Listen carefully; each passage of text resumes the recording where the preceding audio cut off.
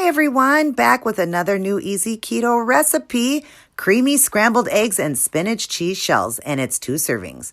You will need eggs, Philadelphia cream cheese, shredded mozzarella cheese, spinach, sausage patties, spicy or regular, real butter, pink salt, pepper, and oregano flakes, and then a fry pan with a spatula and cover, a mixing bowl, a cookie sheet, a fork for mixing, a half cupper, and parchment paper. Let's start by preheating the oven to 350. Now let's get our scrambled eggs cooked up in 2 tablespoons of butter on a medium heat. And we're going to scramble up 8 eggs. Once you've got it all scrambled up, we're going to go ahead and pour it into our fry pan with the melted butter. Now let's get our cheese shells ready. You're going to use a piece of parchment paper on your cookie sheet. And we're going to make 4 shells. It's a half cup per shell. Lay them out, shape them into round circles, and then pop it in the oven for 10 minutes. Well, that's going to go ahead and heat up 2 sausage patties in the microwave.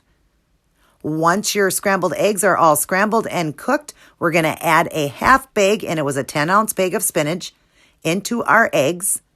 Cover it and cook it down for about 2 to 3 minutes. Then give it a good stir, and then we're going to season it up with heavily pink salt, light on the pepper, light on the oregano. Now take a half pack of Philadelphia cream cheese, add that to the top, and then add your 2 sausage patties that were heated in the microwave, cut it up into bite-sized pieces.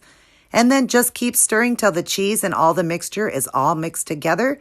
And then you'll see your cheese shells are ready when they're golden brown around the edges. Pull them out and take your mixture and split it between the 4 shells, fold them over, and pop it back into the oven on about 8 minutes now. Then pull them out and look at how delicious those look, you guys. And like I said, this is 2 servings. It was 14 net carbs for 2 servings, which means each serving is only 7 net carbs. And this was delicious. Now, to lower the fat, you would cook egg whites. You would use 10 of them. Not cooking it in butter, using a nonstick pan, and you would use 1/3 less fat for the cream cheese. That would keep it much lower in fat and still absolutely delicious. Let's keep it keto, everybody.